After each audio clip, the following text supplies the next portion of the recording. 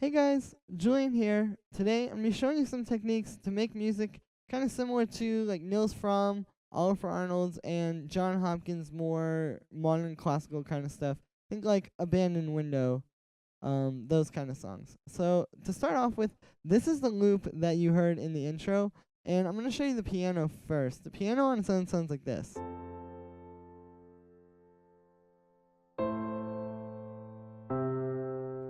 You may recognize those chords from Abandoned Window, I know. But anyway, to start off with, I'm going to show you the MIDI of the piano, because that's kind of like an important thing. So the whole key to this is spreading the voices of these chords out, like using basic chords, but spreading the voices out across octaves, and then playing with the velocity in a very sort of sensitive way, I guess. So what I mean by spreading the voices out is, I'll show you what I did. So here I have, these chords are just F major, A minor, and then C major. So what I did was I took an F major chord, and I took the major third, the middle note, minor third if it's a minor chord, but I took the major third, and I put it up an octave, and then I doubled that up another octave. So you get the 2 octaves of that note. And then I took the root note and doubled that up an octave down, so you get 2 octaves of that. So that should be something like that. And what this does is it makes it more full. It puts more space between the notes, so you can sort of distinguish between the notes a little bit easier, and you can like really clearly hear what each note does for the chord as far as like emotion and like feeling that it gives the chord. And yeah, like I said, it just gives it a more full body. So I just did that with all of these chords. And what you'll also see here is the velocities. If I pull this up, you can see they're sort of staggered. What I did was I took the highest notes and made the velocities almost the loudest. I think the fifths of each of these chords are the loudest, yeah. But the high notes have to be kind of louder than the root notes, because one thing I heard when I was listening to these guys' music, and when I do listen to their music, is like these very delicate high notes in the piano. And so this is how you get that, by having the velocity of the high notes be louder than the low notes. You want the high notes to be sort of like hitting a little bit harder, if that makes any sense. The low notes need to just be very soft and just not like too in the way, but still there for body and fullness. But these high notes are what you really want to be sticking out of the chords. So that's the point of that velocity. Now, after the MIDI stuff, I guess comes the sort of like processing. So all I have here is the grand piano rack in Ableton. If you have any version of Ableton, I'm pretty sure this comes with it. And then I have the add some random preset for Ableton's velocity MIDI effect. You can just find it by going into MIDI effects and then open up velocity, and it's the first one. And I put that on there to give it some randomness, because this kind of music is all about like the human touch and like the human feel and making things feel like real and played and organic. So this is a good way to add that, because I'm not just going to sit there and play through the whole like 3 chords for like a minute or two. So by doing this, it just randomizes that and makes it, yeah, like more real, like I said. Now, after that, I've got a low pass filter on there, which is this EQ, because it was a little bit too high and like piercing without, and it just didn't really sound like the kind of sound I wanted.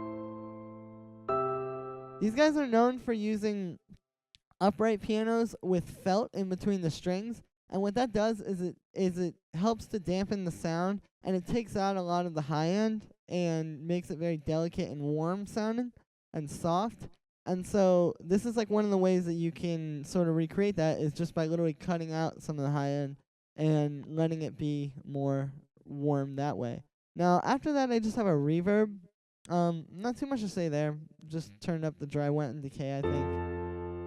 And that's just to add some space and some ambience, because without it, it sounds pretty good. But for the feeling I was going for, I needed some reverb, because it's got a lot of stuff going on in here, and it just sounded a little bit better that way. And it sounded more like a part of all of what's going on.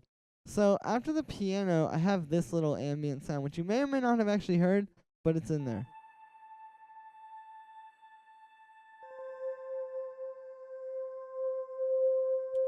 And so what this is it's actually a recording of me. I don't even want to call it singing. I just kind of went ooh into the mic. I'll show you. Here's the original sample. Oh no, this one.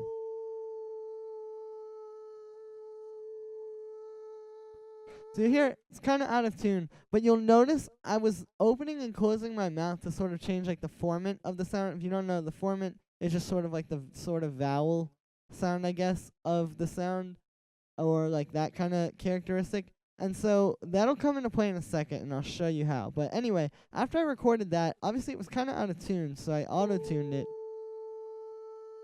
and just have that, and then it just came out like that.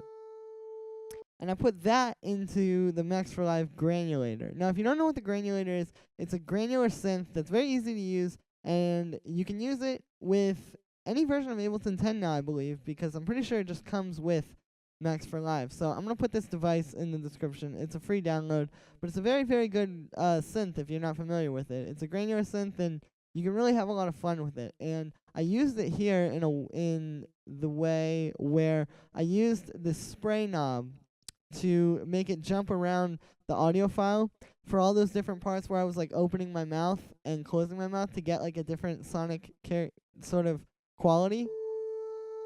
If you see, the line is sort of like moving all around the file, and it's changing very subtly, but it's changing the quality of the sound. Not the quality as in good or bad, but quality as in like sort of the way it sounds. Whereas if I just leave this spray knob off, it just stays as one thing. So that's kind of important there because, like I said with the piano, you want your things to like always be changing. You don't want them to be the same a lot. So I like to do things like this to make stuff that's always changing and always like evolving in different ways. So after that, I just put on an echo and a reverb. Those are just giving it like the spaciness. And this is cool because it sounds like you can't really tell exactly what it is. It could be a human voice. It could be like, there's like a million different things that it could be. But it's just giving it that nice ambience over the chords. And having these sort of like hanging notes, you'll see this with the next thing too, is a really good technique that's used a lot. And it can help. I find it kind of helps to build tension with the chord progression because like when you have one note hanging out for more than like one chord, especially with this, it tends to, I feel like it makes me like anticipate the next note or the next chord even more. So like I said, it's building tension. So that's pretty much this thing. The next thing is just this chord. It's actually very simple. It's just an A minor chord, and I put the minor third an octave up. So yeah, I mean, that's just all that is. It's just an A minor, which is in the key and fits with our chords.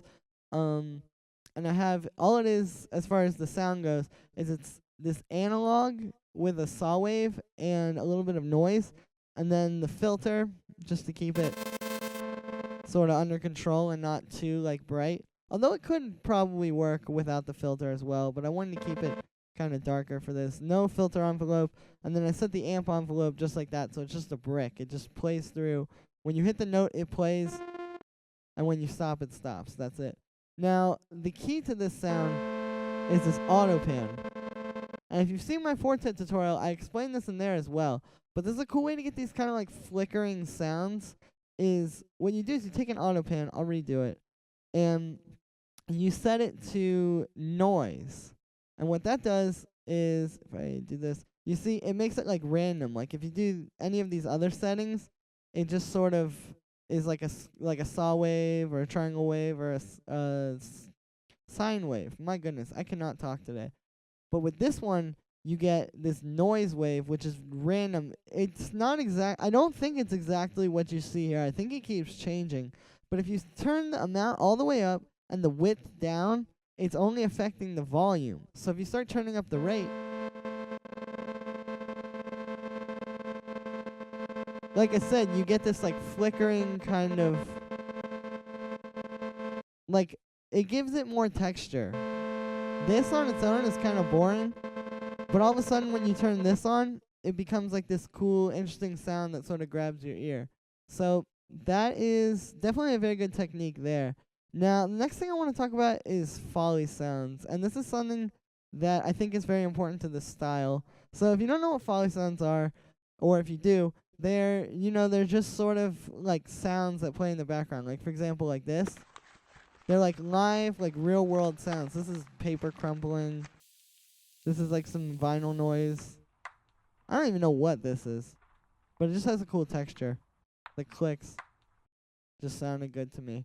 And the point of putting this stuff in is it gives your music like a sort of real world feel, because you're literally like it helps to build a world with your music, if that makes any sense. Because you're literally putting in these real world sounds and this real world feel, like over your sounds, to sort of, it almost like helps to solidify in the listener's mind, like where you want to take them with your song, if that makes any sense. Like, I don't know, that might sound kind of not making a whole lot of sense, but essentially what I'm trying to say is, like, it's a good way to put your sounds in their own little world, is to add this stuff, because it just makes it more, it just sort of takes you away more. So, like I said, what I have is I have the paper crumpling, which is very straightforward. It's this paper crumpling sound I found on freesound.org. I pitched it down a bunch. I don't know why I did that, but I did it. It just sounded cool, I guess. And then this vinyl noise texture. Again, really nothing to that. It's just a cool sample I found. And then this thing, which I found somewhere on the internet, but I really like the texture of those clicks, so I threw it on there. And for reference, I'll turn those off and show you. It's still the same song, of course, but I definitely like it a lot more with these things over it. So that's pretty much that. There's only one more thing I want to show you, which actually wasn't in the demo. So props to you for sticking around this long, or for this long. It's this little like bending synth thing I made.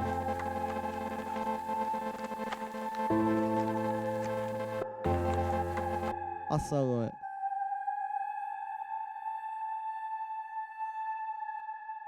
So the way I made this was I took the sample of myself singing, the same one that I used for this granular synth thing, and I put it in a sampler. And what I did was I turned on the glide, and I set the amplitude like this. I gave it a little attack because I didn't like that click at the start. I wanted it to be a little bit more like gradual. And I turned on the glide and gave it like a ton of glide. Like I gave it a whole whatever this is. I think that's a minute. I don't think it's a minute. Actually, I don't know. I can't talk today. But in any case, I gave it a little bit of glide and just had to do this glide up from A sharp to C. But I don't think these notes are right, because like these aren't the actual notes that it is, because the note I was singing was an F. And I know that for sure because I put it through a tuner. But anyway, so I did that little glide. And I don't know, it just sounded kind of cool to me. It was another one of those things where I liked it because you couldn't really tell what it was. You could just tell that it was like a cool ambient sound. So, yeah, in any case, that's this little thing, I guess, and some tips. Let me know what you thought of this video. Please like this video if you did like it. Comment, subscribe, hit that share button if you really liked the video.